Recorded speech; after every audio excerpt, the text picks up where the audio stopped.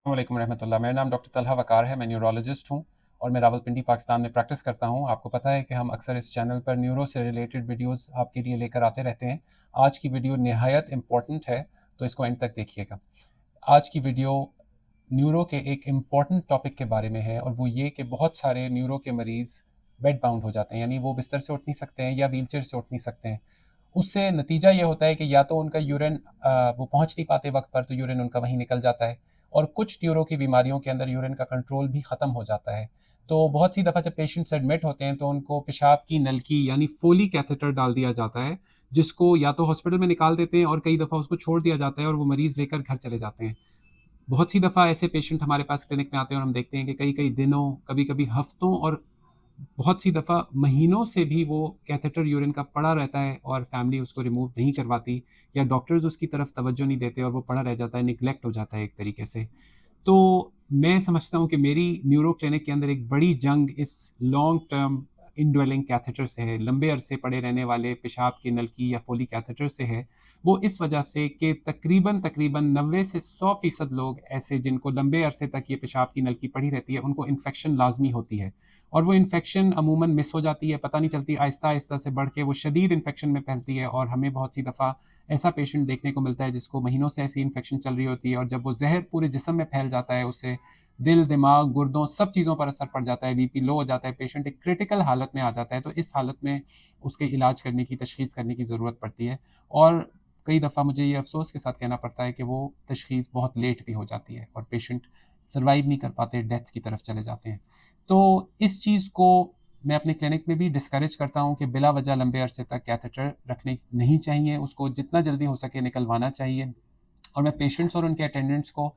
मिसाल देता हूँ बच्चे की, कि हमारे छोटे बच्चे जो होते हैं वो जो हमें बहुत प्यारे होते हैं, हर वक्त वो पेशाब करते रहते हैं, दिन रात पेशाब करते हैं, दिन रात पेशाब करते हैं। तो क्या कम हम कभी उनको भी वो पेशाब की नलकी डालते हैं या नहीं? हम भी ये कह देना चाहिए भाई देखो ये हर वक्त बिस्तर गंदा कर रहे हैं या हर वक्त इधर उधर पेशाब हो रहा है, तो हमें उनको नलकी डाल देनी चाहिए, ज़रा साफ सुथरा हो जाएगा, नीट एंड क्लीन हो जाएगा। कभी भी नहीं, कभी मैंने किसी वालदैन को नहीं देखा कि वो इस चीज़ को इनकरेज करें कि बच्चे को छोटी जो पेशाब की नलकी है वो डाली जाए। तो फिर हम अपने बड़े बूढ़ों, अपने बुजुर्गों के साथ ऐसा क्यों करते हैं, अपने पेशेंट्स के साथ ऐसा क्यों करते हैं? वो नलकी रिमूव क्यों नहीं करवा देते और बाद में उनको वही काम करें जो हम बच्चों के साथ करते हैं, यानी डायपर उनको लगाया जाए। तो मैं शायद थोड़ा-सा इस मामले में इमोशनल आपको दिख रहा हूँ और मैं इमोशनल किसी वजह से हूँ क्योंकि मैंने बहुत से मरीज़ों का नुकसान होते हुए देखा है इसकी वजह से। तो हमें बार-बार अपने डॉक्टर से ये मशवरा करना है कि कब पेशाब की नलकी रिमूव हो सकती है और वो हमारे चाहे न्यूरोलॉजिस्ट डॉक्टर हों या यूरोलॉजिस्ट जो गुर्दे मसाने के डॉक्टर होते हैं, उनसे बार-बार पूछना है और हमें जो मरीज़ को सेहत की तरफ लेके जाने की जो मिशन है ना, वो इसी चीज़ पे बेस्ड है कि बॉडी अपने नॉर्मल की तरफ जितनी मुमकिन हो उतनी जाए। यानी जो अननेचुरल सिचुएशन है उससे निकल कर नेचुरल सिचुएशन की तरफ जाए, तो ये मेरी नज़र में सेहत है। और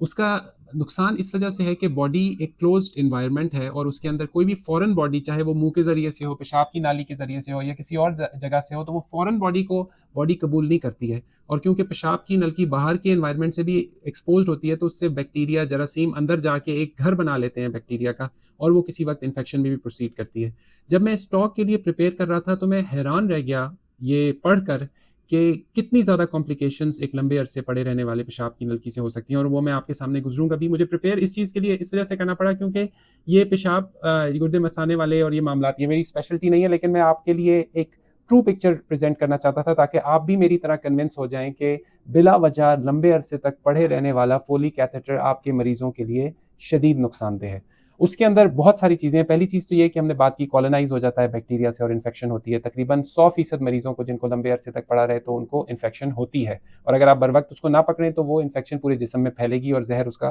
फैल के डेथ भी कॉज़ कर सकता है। फिर क्योंकि वो एक ट्यूब पड़ी है, चाहे वो नरम भी होती है लेकिन मसाने की वॉल उससे भी नरम होती है अंदर से, तो वो उसको इरिटेट करके मसाना जो है ना, ब्लैडर के स्पैज़म्स होते हैं, पेनफुल स्पैज़म्स हो सकते हैं, तकलीफ़ हो सकती है आपके मरीज़ को। फिर क्योंकि जरासीम तो उस पे आपको पता है घर उन्होंने बना लिया, तो एक बैक्टीरिया होता है, उसे हम कहते हैं प्रोटियस मिराबिलिस। वो एक एंजाइम बनाता है यूरिएज। यूरिएज जो यूरिन की एनवायरनमेंट है उसको एल्कलाइन कर देती है। उस एल्केनाइन एनवायरनमेंट में ख़ास तौर पे स्टोन्स होते हैं, जो स्ट्रूवाइट और कैल्शियम फॉस्फेट स्टोन्स वो बनते हैं और वो स्टोन्स बन के उसका स्लज या उसकी रेत रेत सी कैथेटर को भी ब्लॉक कर सकती है और मसाने और गुर्दे की पथरी भी कर सकती है। तो ये एक और कॉम्प्लिकेशन। फिर उसके बाद क्योंकि वो एक अंदर बलून सा होता है जो जिसने उस ट्यूब को रोका होता है, तो अगर गलती से किसी वक्त खिंच जाए वो ट्यूब, तो वो पूरे पेशाब की नाली को चीरता हुआ और ब्लीडिंग करता हुआ और ज़ख्मी करता हुआ आ सकता है। फिर लंबे अरसे का जो पेशाब का कैथेटर है वो पड़े-पड़े वहाँ ज़ख्म और सोजिश करके स्ट्रक्चर भी बना सकता है, यानी जो पेशाब की नाली है उसमें जो है ना नाली को तंग करके बाद में पेशाब की धार को कमज़ोर करे और यहाँ तक भी बात पहुँच सकती है कि पेशाब सही तरीके से आए ही ना और उसको खुलवाने की और ऑपरेट कराने की ज़रूरत पड़े। फिर उसके बाद अगर लंबे अरसे तक वो पेशाब की नलकी पड़ी रहती है तो उससे जो नॉर्मल जो पीनस का शेप है वो भी चेंज हो सकता है और उससे जो है ना वो नलकी खींच के एक प्रॉब्लम है जिसे हम iatrogenic हाइपोस्पेडियस कहते हैं, वो कर सकती है। तो नॉर्मल एनाटमी को चेंज कर सकता है। फिर उसके बाद जो है ना वो क्योंकि बार बार एंटीबायोटिक्स की ज़रूरत पड़ती है ऐसे पेशेंट्स को, तो एंटीबायोटिक रेजिस्टेंस हो जाता है। वो जरासीम जो बैक्टीरिया वहाँ पे होते हैं वो ढीट हो जाते हैं और बहुत बड़ी हैवी एंटीबायोटिक्स फिर उनके लिए आइंदा अगर इन्फेक्शन हो तो वो चलाने की ज़रूरत पड़ती है। इन्फेक्शन ऊपर गुर्दों तक भी फैल सकती है, पाइलोनेफ्राइटिस कर सकती है जिससे गुर्दा फेल हो सकता है, किडनी का फंक्शन ज़ाया हो सकता है। और बहुत ही लंबे अरसे अगर किसी का पेशाब की नलकी पड़ी रहे तो उससे मसाने के कैंसर का खतरा भी बढ़ता है। तो इस पूरी वीडियो का लुब-ए-लुबाब टेक होम मैसेज ये है कि अगर आपके मरीज़ को आपके डॉक्टर ने पेशाब की नलकी डाली और उसके साथ घर भेजा है तो हर